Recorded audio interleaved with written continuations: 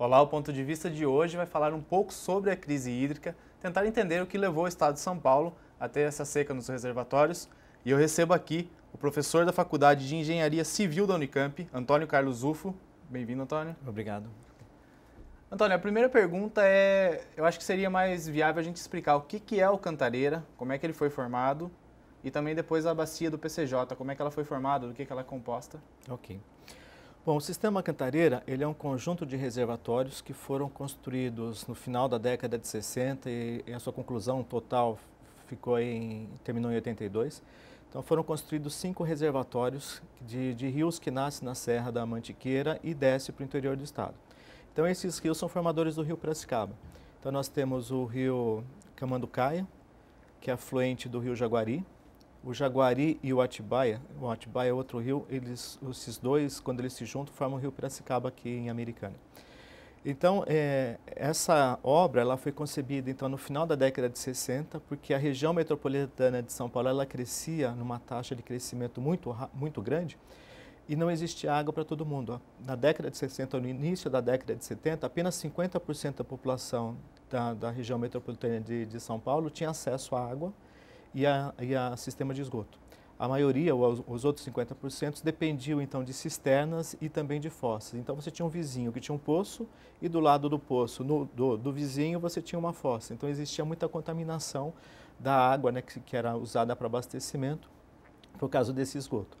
Então foi feito um trabalho muito grande com o governo do estado de São Paulo, convencendo o governador de que deveria ser investido muito em saneamento para reduzir as taxas de mortalidade infantil, que na época eram muito grandes. A média estava em torno de 120 a 130 mortes a cada 1.000 habitantes, ou a cada 1.000 crianças. Só que na periferia essa média chegava a 500, então era uma taxa muito grande por causa da contaminação de esgoto para a água de abastecimento que não era tratada, né? Então foi feito um estudo para a construção desses reservatórios, havia de 2 estudos na verdade, um é do sistema Cantareira, outro é do São Lourenço, que na época era chamado sistema Juquiá. O Juquiá previa a transposição de água do Ribeira de Iguape, né, para São Paulo, que em torno de 69 a 80 metros cúbicos por segundo. Então era um grande sistema que envolvia a construção de 7 reservatórios, e que ele foi postergado a sua construção porque o Cantareira se mostrou mais econômico e ia trazer 33 metros cúbicos por segundo. Então, como ele era mais barato, em torno de 1/4 do valor do outro sistema, foi dado início à construção do sistema Cantareira. Então, o sistema Cantareira foram construídos 5 reservatórios, divididos em 2 fases. A primeira fase foi a construção do reservatório de Paiva Castro, que na época era reservatório do Juqueri, né, do rio Juqueri, mas virou Paiva Castro, o reservatório de Atibainha, que barrava o rio Atibainha, que é um dos formadores do Atibaia. O Atibainha com Cachoeira, eles formam o Atibaia. E o reservatório de Cachoeira. Esses 3 reservatórios, eles dariam possibilitariam a transposição de 11 metros cúbicos por segundo. Então foi iniciada a construção em 67 e foi concluída em 74, essa primeira fase. E era só para a região metropolitana de São Paulo, a previsão de abastecimento? O Cantareira ele foi construído para abastecimento de São Paulo, porque a bacia do PCJ na época ainda era pequena, ela estava com taxas de crescimento muito grande, mas a população era bem menor e a vazão dos rios eram suficientes para a bacia na época. Então ele não foi pensado para abastecimento, foi interceptado. Então essas águas que vêm do rio Atibainha, do Cachoeira e também do Jaguari, e mais do Camanducaia, elas fornecem água para a bacia PCJ. A Campinas, por exemplo, ela recebe água do Atibaia. O Jaguari já passa mais distante. E hoje existe, né, um projeto para trazer água do Jaguari para a região aqui por Sousas, né, para entrar no sistema daqui da região metropolitana de Campinas. Mas o Jaguari não abastece Campinas, ela passa no município de Pedreira e município de Jaguariúna, né, que são os 2 mais próximos da gente aqui. Bom, em 74 ficou pronta essa primeira fase, por isso que a outorga do sistema Cantareira ela foi renovada em 2004, porque ela completou 30 anos, porque a outorga foi dada por 30 anos. Em 2004 havia interesse da Sabesp em fazer a renovação dessa outorga por mais 30 anos, aí o consórcio foi contra, o comitê também votou contrário e foi dada a outorga por mais 10 anos, que findou nesse ano em agosto. Como por causa dessa crise ela não foi renovada, ela foi postergada a sua renovação para outubro do ano que vem, de 2015. E ela foi postergada justamente por toda essa crise e a gente não sabe quanto que esse sistema produz, né, ou vai produzir daqui para frente. Bom, o que eu queria esclarecer ou explicar o porquê que nós estamos nessa situação é que quando o sistema foi projetado na década de 60, os dados que nós tínhamos disponíveis para fazer essa avaliação, eles vinham de 42 até 69. E de 36 até 69, nós registramos na história o maior período mais seco de toda a série registrada. Porque a precipitação ela é um evento natural, então ela pode ocorrer num ano muito acima da média ou muito abaixo da média. A média ela é só um valor de referência. Então, nesse período que foi dimensionado o sistema Cantareira, a média era mais baixa do que nós temos hoje. Então, como ele foi dimensionado para o período mais seco, ela foi dimensionada para aquela situação de seca. Então, quando ele foi construído, terminou a primeira fase em 74, a segunda fase do sistema, que era a construção do reservatório de Jaguari com Jacareí, eles correspondem a 82% do sistema. Então, é o coração do sistema. Ele iniciou em 77, ele concluiu em 82. No verão de 82 para 83, ocorreu aquele fenômeno El Niño no sul do país, que encheu Santa Catarina, Paraná, Rio Grande do Sul e São Paulo. Então, esse reservatório, que corresponde a 82% do volume do Cantareira, ele encheu em menos de um ano. Então, isso não ocorre, né? Porque para encher esse reservatório, ele levaria de 3 a 8 anos para encher. Porque como então, ele encheu muito rápido naquela época e ficou disponível para a população. E o efeito dele, como ele estava vazio, ele terminou em 82 e teve esse fenômeno de 82 para 83 no verão, ele segurou todo esse volume no enchimento do reservatório. Então poupou a nossa bacia de uma grande enchente, porque ela destruiu Santa Catarina praticamente esse período, né? Choveu muito aqui, então foram atenuadas as enchentes justamente pela existência desse reservatório e ele estava completamente vazio, que ele tinha acabado de ser construído. Então nós tivemos essa sorte, foi dupla, né? Porque sorte de atenuar a enchente e de ele encher em um ano, ou menos de um ano, e a partir dali o sistema começou a operar em sua plenitude. E essa estiagem que a gente tem, ela poderia ter sido prevista? Dava para prever que ele ia baixar tanto diante das taxas dele encher e reduzir? A gente não consegue prever quando elas vão ocorrer, mas a gente sabe que elas vão ocorrer, porque secas e enchentes sempre ocorreram e sempre ocorrerão na história da humanidade. Então, o que nós aprendemos ao longo dos séculos? É que reservatório, ele atenua as enchentes, reserva essa vazão que foi armazenada no período cheio para ser usada no período de seca. Então, ele tem a capacidade de diminuir as enchentes e atenuar os efeitos das secas. Então, nós temos que investir em reservatórios. Agora, prever quando vai acontecer, não, mas a gente sabe que um dia vai acontecer. E existe uma possibilidade real de secar mesmo tudo, de não ter água na torneira em casa? A cada dia está mais factível essa possibilidade, porque nós já estamos no segunda cota do volume morto, nós teríamos mais uma última cota, que seria a terceira cota, mas cada vez está mais difícil de tirar a água, que ela vai ficando mais profundo, mais distante da captação, e aí você tem que fazer obras dentro, né, no leito do reservatório, para possibilitar essa retirada. Para a retirada dessa segunda cota, eles estão construindo um dique dentro do reservatório, o que era antes, que vai ficar debaixo d'água quando eu recuperar. Então, nós estamos fazendo um barramento dentro de um barramento, para trazer água de uma parte mais baixa para a parte mais alta e continuar o bombeamento, então, para fazer essa captação. Então, cada vez é mais difícil retirar essa água. Acho que o senhor já falou, mas se pudesse a gente aprofundar um pouco mais, Campinas e região, eles dependem de que rios tanto? Campinas depende, acho que 90%, 95% do rio Atibaia, ou seja, vem do Cantareira. Então, das descargas provenientes do Cantareira e de outros afluentes que vão chegando ao rio ajusante, né, ou a parte de baixo do reservatório. Então, nós pegamos uma água que não é de boa qualidade, né, porque essa água já foi usada por outras cidades, como Atibaia, Itatiba, Jarinu, todas as cidades que vêm ao longo dos rios. Já é uma água com esgoto? Já é água com esgoto. Diferentemente do Alto Tietê. O Alto Tietê pega água de excelente qualidade do Atibaia. E mesmo que ele seja bombeado por 200 metros, quando ele chega no Paivacaço, ele é bombeado para atravessar, né, para pular a Serra do Cantareira, por isso que ele tem esse nome, porque ele tem que vencer a Serra do Cantareira para chegar em São Paulo. Ele é barato porque o tratamento dessa água é mínimo, porque a água varia entre classe 1 e 2, quer dizer, seria intermediária. Ela não é classe 1, mas também ela é melhor que a classe 2. Então, você tem um custo de tratamento muito baixo. Ela vem por gravidade do Jaguari, do Jacareí, para o Cachoeira, para o Atibainha e para o Paivacaço. No Paivacaço, ela é bombeada a 200 metros para fazer a reversão de bacias. E aí, aqui em Campinas, a gente tem água daí... A gente depende do Atibaia, que vem do Cantareira, e também usamos água do rio Capivari. né, um pouco, uns 5% mais ou menos. Que daí seriam da bacia do PCJ. Não, o Capivari, ele não é afluente do Piracicaba, mas ele faz parte do Comitê PCJ, que é o Capivari e o Jundiaí. Tanto o Jundiaí quanto o Capivari são afluentes do Tietê. Mas como ele já estava organizado, né, em comitês de bacia, em consórcios, quando foi aprovada a Política Estadual de Recursos Hídricos em 91, em 82, então ficou mais fácil de você criar um consórcio um comitê de bacias, porque já existia um embrião de um consórcio intermunicipal de bacias que colocava também os municípios da bacia do Jundiaí e do Capivari, que todas essas 3 bacias tinham muito problema com poluição. E esses municípios se consorciaram para lutar contra a poluição e para tomar medidas conjuntas para tentar melhorar a qualidade das águas dos rios dessas 3 bacias. Então, ela foi um embrião do Comitê de Bacias. É um consórcio que administra reservatórios diferentes, rios diferentes, não, de abastecimento diferente. O consórcio ele foi formado para atender uma reivindicação da população que na época não gostava, não estava satisfeita de ver os rios poluídos do jeito que estavam. Então, por pressão popular, os municípios eles se reuniram em consórcio para lutar em conjunto, para ganhar força política, para tentar reverter a situação da poluição que se encontrava nos rios. Então, quando foi mudada a política, ou foi criada a Política Estadual de Recursos Hídricos em 91, então ficou mais fácil, por essa já articulação política que já existia na bacia, foi o primeiro comitê formado no estado de São Paulo depois da aprovação da política estadual.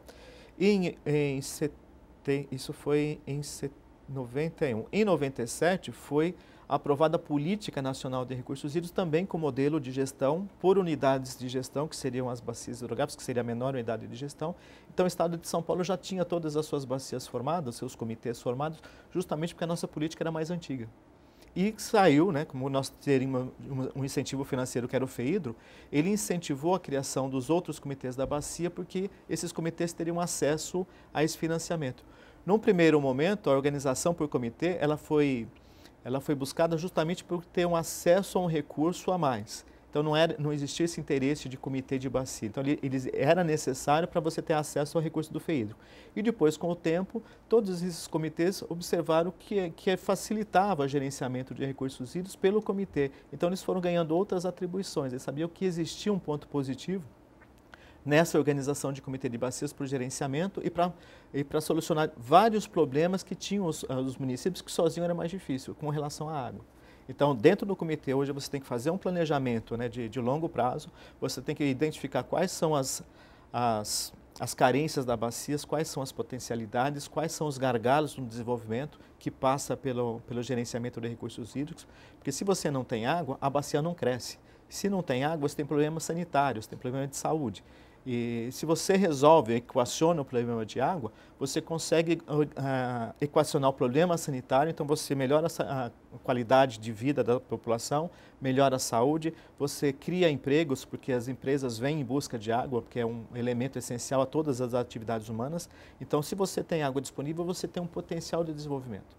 Se você compara, por que o Sudeste é desenvolvido e o Nordeste é subdesenvolvido, ou não é desenvolvido, é porque no Nordeste existe aquela carência de água. Não existe água, não existe desenvolvimento. Na África, mesmo a subsaariana, você tem um problema muito grande de variação da economia ou do PIB, porque depende das chuvas. Eles não têm reservatório para regularizar, para tornar os rios perenes, né? Então, na baixa das chuvas, você tem uma queda do PIB. Então, quando chove demais também, quando é excesso, também cai o PIB, porque tem enchentes, eles acabam perdendo. Então, a economia é altamente vinculada ao clima. Então, se vem secas, você tem perda na produção de alimentos, aí você tem interrupção de atividade industrial, toda uma cadeia, né, da atividade humana, de atividade produtiva, ela sofre com a água. Então, nós temos que ter um seguro muito grande contra esses eventos naturais catastróficos, que são cheias e as secas. Então, nós temos que estar preparados. A engenharia fornece isso. Só que a resposta da engenharia, ela não é de imediato, ela tem um tempo. Você tem que fazer projetos, tem que fazer estudos, depois você tem que licitar a obra, a construção e depois enchimento de reservatório. Então, todo este ritual, ele leva de 5 a 10 anos. É um tempo mínimo aí para se conseguir tomar alguma providência ou pensar em alguma providência. Exatamente. Por isso, todo o planejamento ele é feito de longo prazo. Então, você tem soluções. O que eu faço em 5 anos, em 10 e em 20? Então, você tem que planejar o futuro. Por isso que a gente fala que houve falta de planejamento, porque estourou o problema da falta d'água e não temos alternativas de curto prazo. né? Então, o que nós temos que fazer nessa situação é economizar água, porque não existe, nós não temos seguro contra esses eventos extremos, porque deixamos de investir. O Cantareira ele foi terminado, concluído em 82, existia no planejamento que em 87 deveria ser iniciada a construção do sistema Juquiá, que é o São Lourenço hoje, que mudou o nome, que no projeto originário é para trazer 69 metros cúbicos por segundo. Em 96, saiu um decreto presidencial no dia 27 de junho de 96, falando que o máximo que se poderia fazer de transposição do São Lourenço era de 4,7 metros cúbicos por segundo, para atender, né, a próprio ecossistema da bacia, para não afetar o ecossistema da bacia. Mas nós temos, né, nessa bacia, que seria o afluente lá do rio, não é o Paraíba do Sul, é de baixo, que vai para no Ribeira de Guape, é um dos afluentes, né, do Ribeira de Guape, existe uma companhia brasileira de alumínio. Então, essa água, existe uma série de reservatórios para geração de eletricidade. Então, essa água já está sendo usada para um uso que é a geração de eletricidade para uma indústria que construiu esses reservatórios. Mas, no caso de abastecimento, a população deveria ter prioridade nisso, né? Mas a transposição ela foi limitada a 4,7, de um potencial de quase 70 metros cúbicos por segundo.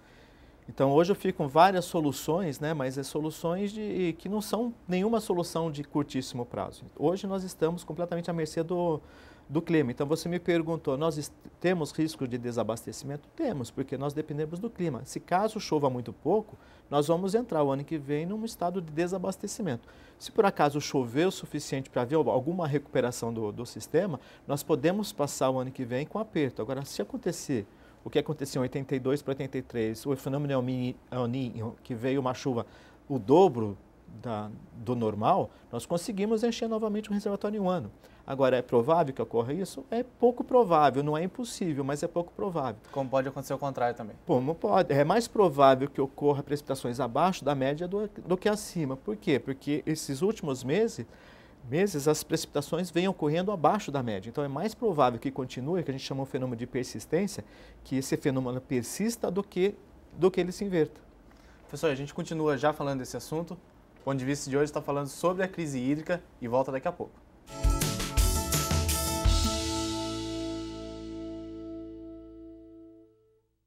Você fica constrangido quando encontra uma pessoa com deficiência? Então, está na hora de mudar. Deficiência não é doença e essas dicas são para você. Ao encontrar uma pessoa cega, toque em seu braço e se apresente antes de começar a conversa. Para caminhar, coloque a mão da pessoa cega no seu ombro ou no cotovelo dobrado. Deixe que ela acompanhe o seu corpo e avise com antecedência sobre a existência de barreiras. Nunca faça carinho ou dê alimentos ao cão-guia. Ele está trabalhando para o cego e não pode ser distraído. O cão-guia também pode entrar em qualquer ambiente público. É um direito garantido por lei. Cidadania é saber conviver com as diferenças.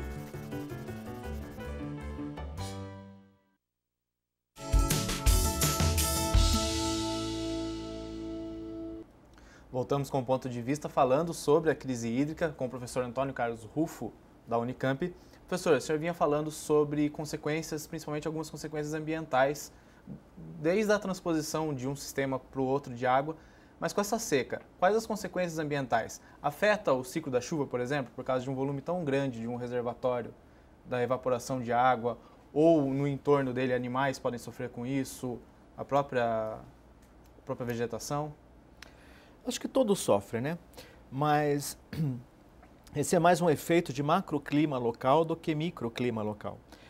Como eu falei no primeiro bloco, é que os dados que nós tínhamos disponíveis na década de 60 para fazer o projeto do sistema Cantareira correspondia ao período mais seco.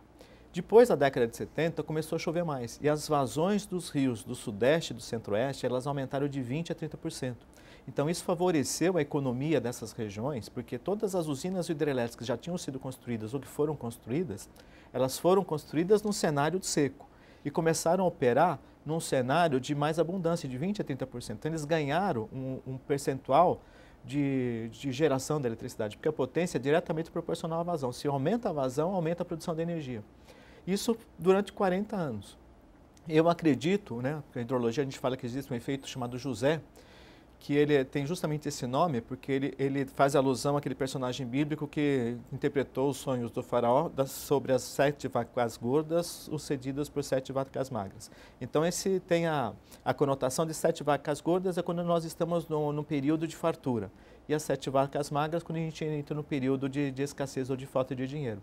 Então isso a gente chama em hidrologia de efeito José, porque a gente vê, ou pelo menos nas séries do Cantareira, que ele ocorreu. Então, o período de 35 anos mais secos corresponde então ao período de vacas magras. A partir da década de 70 começou a chover mais e todos os sistemas, né, as vazões aumentaram de 20% a 30% nos rios. E agora nós deveríamos estar entrando também num próximo período seco de 20, 30, 40, 50 anos, porque ele não ele é cíclico de longo período, mas ele não é exato, não é exatamente 35 anos. Nós observamos 35 anos, mas esse período seco pode ter 20 anos até 50 anos.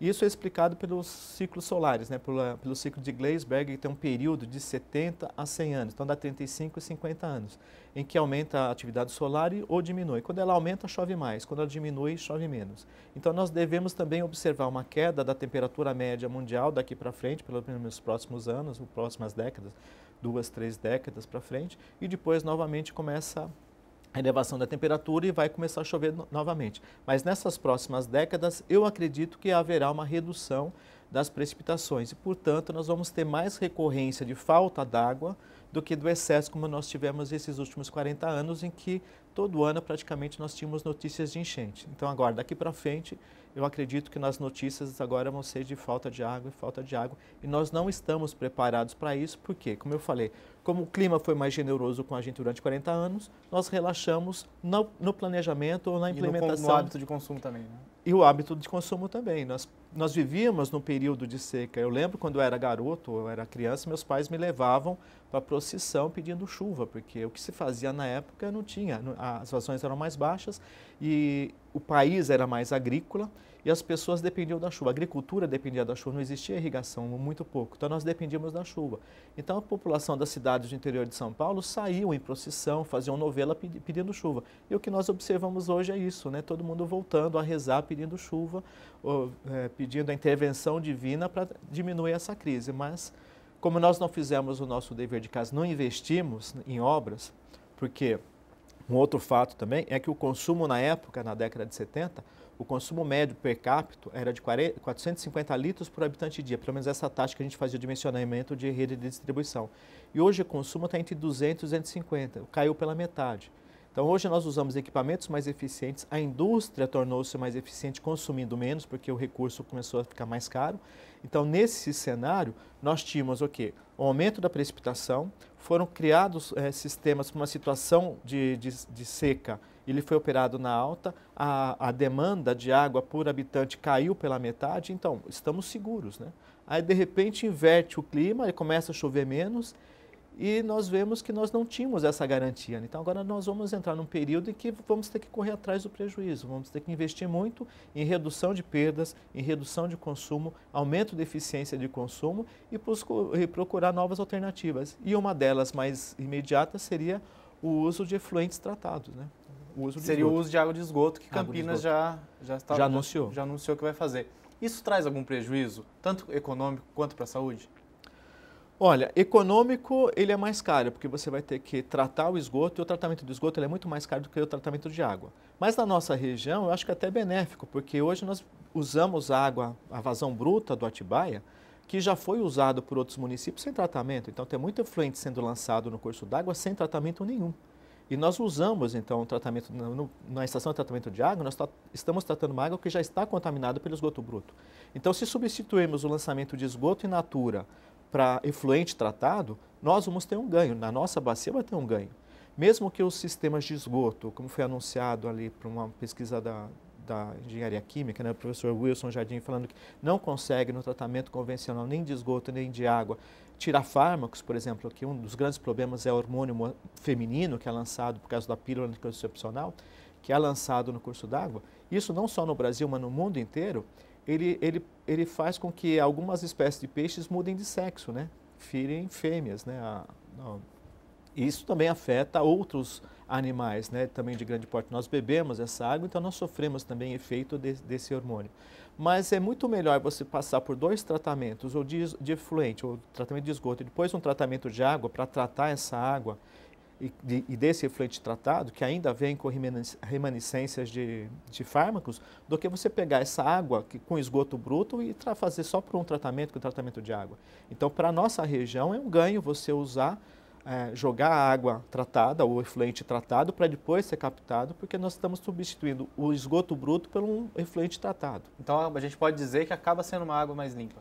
Para a gente é mais limpa. Com certeza, porque se todas as cidades a montante da captação de Campinas fizessem um tratamento e lançassem o efluente tratado, nós captaríamos a água melhor de qualidade. E outra, mesmo no curso d'água, se esse efluente for tratado, existem processos físicos, químicos e biológicos que vão reduzindo esses poluentes que ficaram, esses traços que ficaram. Então, existe uma recuperação natural, né, dessa qualidade. Então, é muito melhor que esse processo natural de tratamento se faça no efluente tratado do que no efluente bruto. Ele vai ser muito mais eficiente. Essa água ela chega a ser melhor que a do volume morto, por exemplo? Ou existe muito mito em torno do volume morto? Não, o volume morto ele tem nome de volume morto porque ele não é facilmente acessável e acessado, né, em condições normais. Por que ele é chamado volume morto? Porque ele fica abaixo da tomada de água, né? O sistema Cantareira ele foi projetado de reservatórios mais altos para reservatórios mais baixos. Então, a água vem por gravidade. Então, para ela vir por gravidade, a captação dos reservatórios, eles têm que estar numa cota que permita que essa água venha por gravidade, porque é mais barato do que eu usar a eletricidade para fazer o bombeamento, para tirar água de um sistema para outro. Então, no reservatório de Atibainha, por exemplo, o volume morto tem 2 vezes o volume útil naquele reservatório. Porque você tem que colocar numa posição que você tem que sacrificar 2 vezes ou 2/3 do volume para que a água venha por gravidade. Então, o volume morto, ele é morto porque eu não capto essa água para abastecimento para São Paulo. Mas nós estamos recebendo água do volume morto, que é da descarga dos reservatórios, desde que foi criado. Então, nós recebemos essa água do volume morto. E não existe diferença de uma para outra, porque o reservatório é o volume que está ali. Um exemplo que eu mostro sabe aquele filtro de barro que você tem a torneirinha do lado da talha, que a gente chama de talha? Se você abre a torneira, quando seca, o que você faz? Você sabe que tem água ali dentro. Você deita esse filtro. Aquela água que fica abaixo da torneira. Da torneira é o volume morto da talha. Só que você faz essa É que a mídia mostra muito aquela imagem da seca, uma aguinha suja, Sim. E se referindo ao volume morto. Aí muita gente acaba confundindo. Não, a água é a mesma. O problema agora da contaminação é que se tem contaminação, geralmente ela fica depositada junto com o sedimento.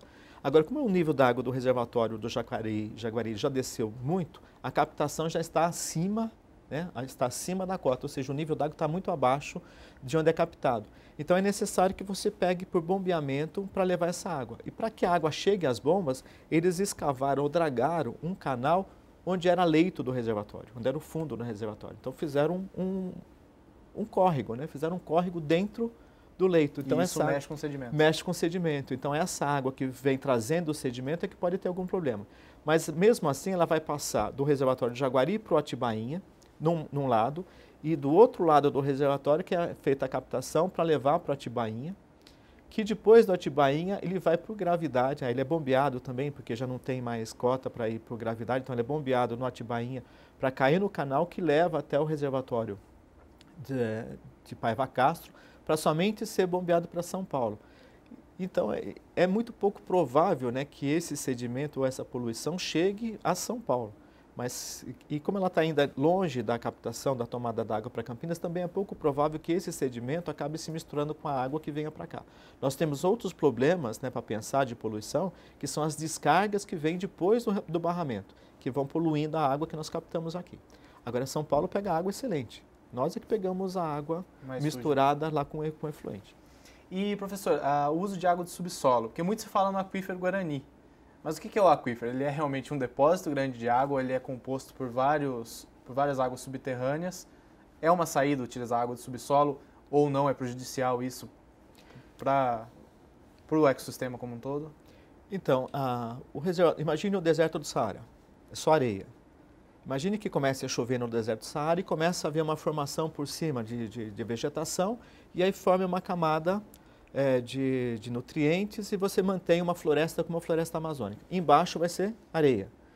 A areia você sabe que a água infiltra facilmente. Então um aquífero, no Brasil, por exemplo, ou no mundo inteiro, os bons aquíferos são de arenitos, né? De formação de arenitos que foram cobertos. Então você tem um grande volume de água armazenado nesse reservatório de solo, porque ela está no meio poroso, ela está guardada.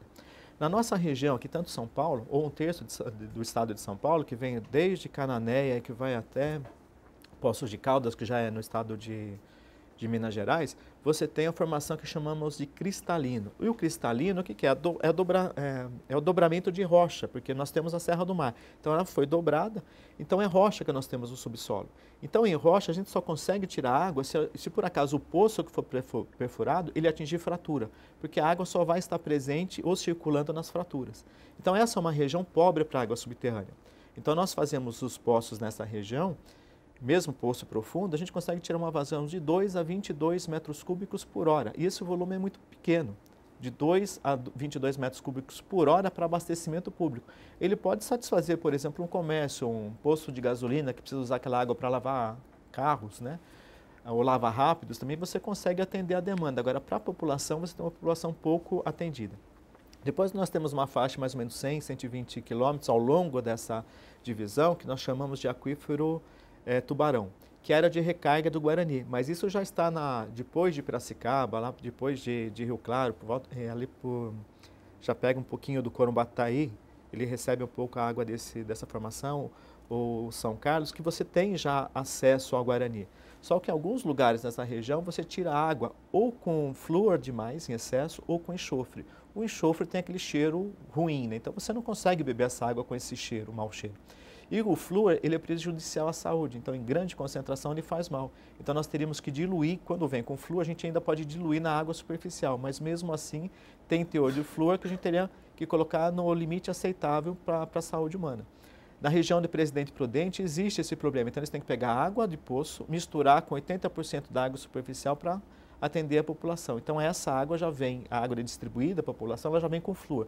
Então a incidência de cáries nessa região é muito baixa justamente por causa do flúor. Então existe água subterrânea, mas ela pode não ter qualidade. Você tem água em quantidade, que você pode dar algum tipo de uso, mas não pode fazer todos os usos. Para abastecimento humano, ela é dificultada. Então não seria uma saída viável utilizar essa água de subsolo? Não, ela pode vir, só que para atender Campinas, ela teria que vir de uma região, uma distância de 150, 160 quilômetros de distância. E ela tem que ser bombeada, porque você vai passar por vários morros e principalmente pela Depressão Paulista. É porque também muito se falou, começou a ser citado o aquífero do Alter do Chão, que é no norte do país, ali entre o Pará e o Amazonas. Sim. Seria praticamente inviável, então, a gente trazer água de lá para cá, por exemplo? Não, a distância é muito grande. Você traria, o transporte encareceria muito essa água, né? Existe água na bacia amazônica, superficial e subterrânea.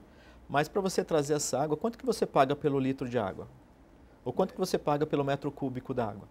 Então, o transporte, você seria muito superior, o custo do transporte para trazer essa água, e teria que ser em muita quantidade, né? Então, petroleiro, ele transporta óleo, porque quanto que você paga o litro de gasolina? Ou quanto que você paga, ou quanto vale o barril de petróleo? E quanto você pagaria por um barril de água? Então, o custo é bem diferente. Então, o petróleo, ele paga, né, pelo valor dele, econômico, qual o poder energético, você paga mais. Agora, pagar pela água, por exemplo, você não pagaria por metro cúbico de água que você paga por um metro cúbico de gasolina. Você compra garrafinha de água mineral, você paga R$ 2,50, R$ 3,50. Você compra 300 ml ou meio litro de água, você paga isso. Agora, água bruta, você não pagaria esse valor. Então, só para a gente resumir, numa situação extrema de seca aqui no estado de São Paulo, seria uma saída a gente usar água de subsolo ou não? Sim, mas toda vez que você abre um poço, você diminui a vazão dos existentes. Então tem que existir controle, porque se cada um for perfurar um poço, você vai diminuindo a vazão dos existentes ou até secar. Então existe um conflito pelos d'água, então por isso que existe a necessidade de outorga para que o órgão gestor ele consiga gerenciar de onde está se tirando. Agora, no caso de seca, os poços existentes eles têm a obrigação de fornecer água para a população que está sem água. Então, se eu tenho um poço, eu tenho que oferecer. Na falta de água, sim, você teria que deixar disponível para a população se abastecer, porque isso não é nem caridade, é obrigação, porque o recurso hídrico, você tem autorização para uso, você tem uma licença de uso, porque ela não é sua, é um bem público. Então, mesmo que você tenha um poço particular, a água não é sua. Você tem um direito de uso dessa água que foi dado por licença, se não for clandestino, e em caso de necessidade, essa água tem que ser disponibilizada à população. Já, professor, a gente volta daqui a pouco. O ponto de vista de hoje está falando sobre a crise hídrica. A gente volta já já.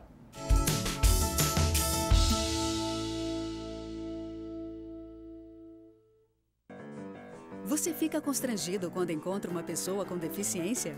Então, está na hora de mudar. Deficiência não é doença e essas dicas são para você. Ao caminhar com uma pessoa que tem deficiência física, procure acompanhar o passo dela. Mantenha muletas ou bengalas sempre próximas. Se presenciar um tombo, ofereça ajuda, mas antes pergunte como fazer. E ao planejar um passeio, verifique antes se existem barreiras que possam impedir a passagem do cadeirante, como escadas e banheiros não adaptados. Se o local não estiver preparado para receber um deficiente, recomende ao proprietário que faça as adaptações. Cidadania é saber conviver com as diferenças.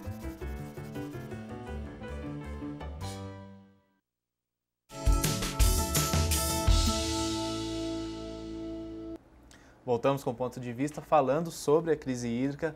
Professor Zufo, a gente já veio falando aí sobre tudo que levou a essa situação atual, mas quais as políticas públicas daqui para frente para a gente tentar reverter essa situação o quanto antes, sem depender tanto de um milagre como que aconteceu entre 82 e 83? Bom, sempre existe estudos que são realizados, né, são encomendados por companhias ou pelo Estado, por secretarias, né, que eles encomendam estudos para universidades ou para empresas públicas para tentar descobrir ou soluções possíveis. Então, sempre pedem para diferentes institutos ou empresas, porque as cabeças são diferentes e as soluções também podem ser diferentes.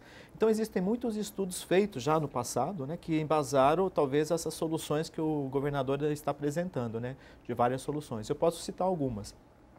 Essa dessalinização de água, agora eu fiquei sabendo de Bertioga, né, para São Paulo, construiu uma estação dessalinizadora. A maior estação dessalinizadora que existe no mundo fica em Israel, ela foi há pouco tempo construída, ela trata 4 metros cúbicos por segundo e ela foi construída a um custo de $500 bilhão.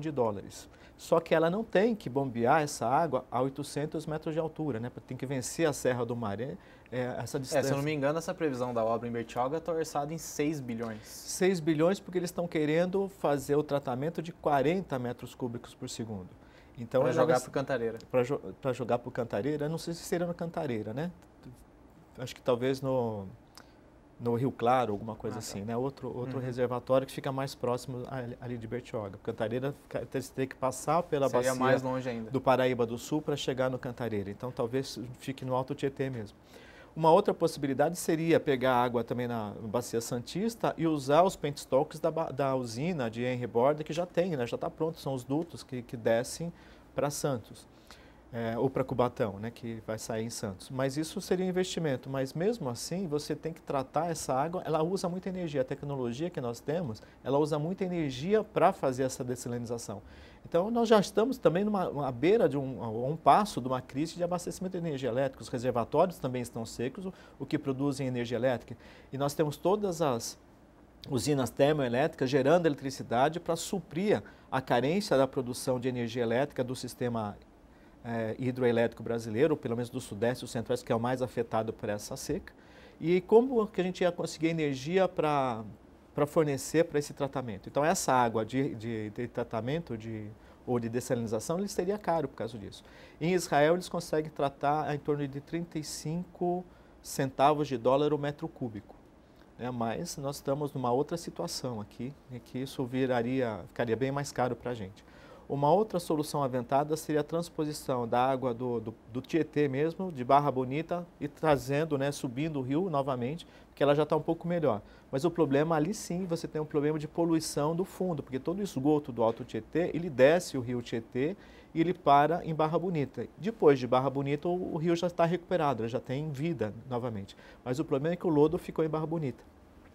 Como também nós temos um grande corpo de água em São Paulo, que é a Billings, né? Tem um imenso volume ali, só que durante décadas ela também recebeu o esgoto de São Paulo. Então o problema está em qualidade naquele lodo, né? Não se pode mexer naquele lodo. Tanto é que o braço do Rio Grande ele faz o que? Um barramento, né, para isolar do corpo da Billings, para utilizar essa água de um braço mais limpo.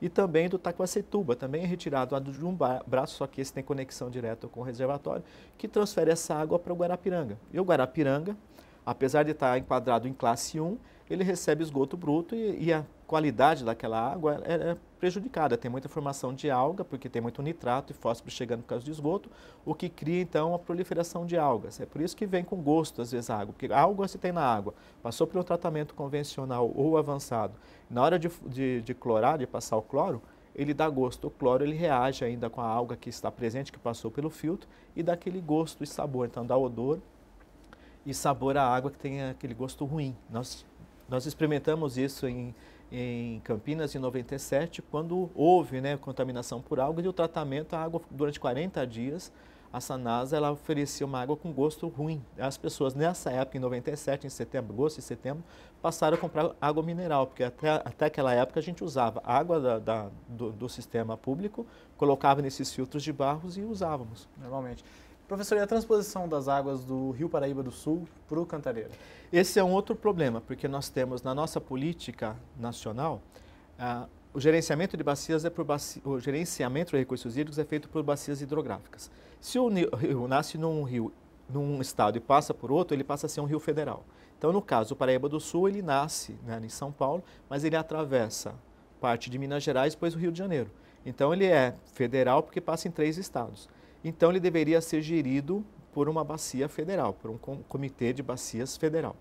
Só que o rio que se quer tirar, que é da barragem do Jaguari, que foi construída pela CESP, eles construíram essa barragem, tem um volume também bastante grande, ele fica a 25 quilômetros, 20 quilômetros em direção, né, próximo assim, ao reservatório de Atibainha, ou seja, é muito próximo, ele tem o divisor comum com a bacia do Piracicaba, no caso ali do Jaguari. Do Atibainha, desculpa, é do Atibaia. Então, ficaria fácil você transferir essa água para o outro lado. Bom, a política nacional fala que o gerenciamento é por bacia hidrográfica, só que a dominalidade da água é por curso d'água. Então, por curso d'água, o curso d'água está no estado de São Paulo, a bacia dele é paulista. Então, pela lei, então você tem sobreposição de atribuições. Então, você tem uma bacia federal, só que a dominalidade da água, naquele caso, é de um rio estadual. Só que se você retira essa água deste rio que é estadual, você impacta a vazão de um rio que abastece cidades do interior de São Paulo, de Minas Gerais e atende o Rio de Janeiro, várias cidades do Rio de Janeiro e também a cidade do Rio, né, a região metropolitana do Rio de Janeiro. E aí nós temos uma gestão do DAE, que é o órgão gestor de águas por quantidade no estado de São Paulo, é estadual, a ANA, que é a Agência Nacional de Bacias, Agência Nacional da Águas, desculpa, e aí nós também temos uma outorga para a geração de eletricidade que foi concedida pela ANEEL. E para abastecimento humano é a ANA. Então você tem a sobreposição de atribuições da ANEEL, da ANA, que deveria ser conjunta, mas como foi feita para a eletricidade, quem faz a outorga para a eletricidade é a Agência Nacional de Energia Elétrica, que é a ANEEL, a ANA e o DAE. Então você tem um imbróglio, né, de sobreposição. Por isso que ela está no Supremo Tribunal tentando resolver esse problema, porque você tem uma sobreposição jurídica em cima. Então, só para resolver isso, acho que vão 2 anos. Depois, para fazer a obra autorizada, você tem que fazer essa obra. E falava-se em 5, agora já estão em 8. Nisso a gente pode ficar sem água. E quem vai ficar sem água é o Tietê, mas agora eles estão falando que vão fechar as torneirinhas do Cantareira e a gente vai deixar de receber água. Então, quem vai entrar primeiro no racionamento de água vai ser a bacia do PCJ, né? As cidades. Está sendo discutido isso. Acho que no dia 18 da semana que vem vai haver uma discussão no Comitê de Bacia sobre como vai ser feita essa redução, ou 20%, ou vai ser feito o escalonamento de uso da água, porque a crise só está se intensificando, porque as chuvas estão vindo, mas vindo meio abaixo da média, e só está comprometendo, né, está cada vez mais baixo. Só para lembrar ao telespectador que esse programa está sendo gravado e a reunião acontece no dia 18 de novembro, a discussão, né? Isso, semana que vem. Provavelmente esse programa ele vai passar depois e a gente vai ter um resultado aí. Professor, um outro ponto seria o consumo da população. Como que a gente pode conseguir mudar o consumo da população diante desse histórico que a gente tem já de um desperdício de água, até para lavar louça, etc. Como que pode? Através de um aumento do preço da água, de uma intensificação de campanhas? Isso, eu acho que deveria aumentar o preço da água, mas o preço da água bruta. Então, a cobrança pelo uso da água, que os comitês recebem, né? que se paga, a gente nem vê na conta, porque a gente paga 1 centavo por metro cúbico, este valor deveria aumentar. Nós deveríamos dar um empoderamento para o comitê de bacia, para que o comitê pudesse construir obras, né, de represamento, de financiar esses investimentos dessas obras, o comitê de bacia, porque esse passa a ser de propriedade da bacia. Então, porque a bacia, nesse modelo de comitês de bacias, ela funciona como um grande condomínio. Então, toda obra que você faz no condomínio tem que ser rateada entre os condôminos. Então, se você paga pela essa água bruta, então o comitê ele tem poder econômico para financiar a construção dessas obras para a sua própria bacia. E se você só aumenta a tarifa, essa tarifa ela vai para a empresa de saneamento. E não é a empresa de saneamento que tem que construir essa infraestrutura. A infraestrutura é da bacia. Porque você pode, ou cada município pode mudar a empresa de saneamento. E como que você muda, no caso da Sabesp em São Paulo, que ela é dona de todos os reservatórios, ou ela construiu, ou todas as estações. Como é que você muda, se você não está satisfeito com a operação da Sabesp, como é que você muda de operadora? O município, por exemplo, de São Paulo, ele teria que indenizar toda a infraestrutura que foi criada pela Sabesp para poder mudar de operadora. Ou qual operadora teria um dinheiro para comprar todo o sistema da Sabesp? Não tem. Então, você teria que dar poder, poder econômico para o comitê, então você poderia cobrar mais, porque a parte mais sensível do corpo humano é o bolso, né? Então, se você quer economia de água, você teria que aumentar esse valor da água, mas não da água que vai para a companhia, para o pagamento do tratamento, mas para o comitê de bacia, para que ele possa encomendar estudos, para que ele possa fazer projetos, para que ele possa fazer o financiamento da construção dessas obras para a bacia, que é o grande condomínio. Aí o gerenciamento de recursos hídricos funciona, porque você vai ter uma cobrança destinada à infraestrutura para nós não termos mais a exposição a esse risco de desabastecimento ou de enchente que nós temos. Ao mesmo tempo que você obriga a população a mudar a forma do consumo. Sim, isso é no Brasil que a água é muito barata. Em outros países você paga muito pela água, né? Você paga muito, mas é a cobrança pelo uso da água, não é pelo tratamento dela. Então você teria que pagar isso, aumentar esse valor cobrado pela cobrança do uso da água de 1 centavo, passar para 15 centavos, alguma coisa, 20 centavos por metro cúbico, que não vai impactar muito, pelo menos para nós, né? Hoje eu recebi minha conta de água, eu gastei no mês passado 13 metros cúbicos 13 metros cúbicos. Eu consumia, antes dessa crise, em torno de 19 a 21. Então, eu consegui reduzir quase 30%, né, de consumo justamente por essa crise. Eu não sei se todo mundo fez isso, mas em casa a gente está tentando reduzir e ainda eu consigo reduzir mais. Se eu colocar aquelas redutores de pressão na saída das torneiras, eu consigo reduzir ainda mais alguma coisa.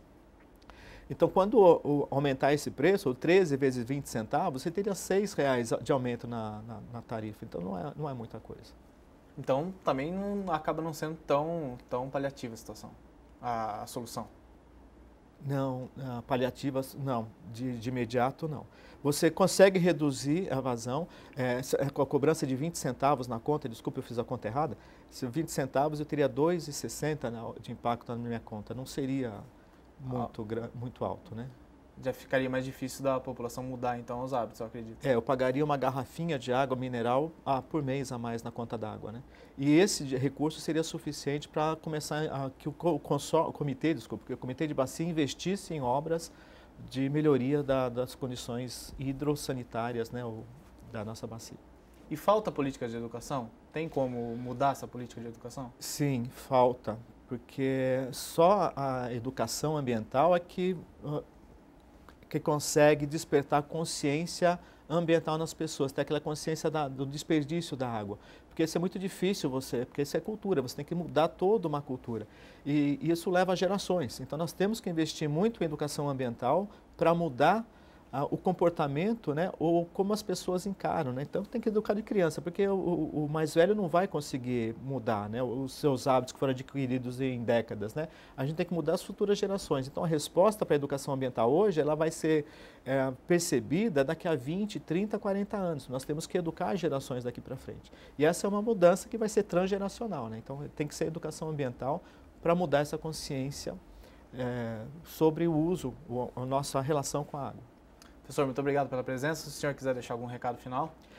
Enquanto não voltarem as chuvas mesmo com intensidade, nós temos que continuar fazendo a nossa parte, reduzindo o consumo, porque senão nós aceleramos, né, o rebaixamento, né, o consumo desses volumes do reservatório, e nós podemos ficar num desabastecimento, como ficou a cidade de Itu, né, que tem que buscar água a granel em distantes lugares, né, e ficar carregando 20, 30 litros de água, isso não vai ser fácil para ninguém. Então nós temos que fazer a nossa parte, nós temos que economizar até que voltem as chuvas numa normalidade, até que nós saímos dessa estiagem. Professor, muito obrigado novamente. Eu que agradeço o convite. Esse foi o Ponto de Vista, que falou sobre a crise hídrica e recebeu aqui o professor Antônio Carlos Zufo, da Unicamp. Até um próximo programa.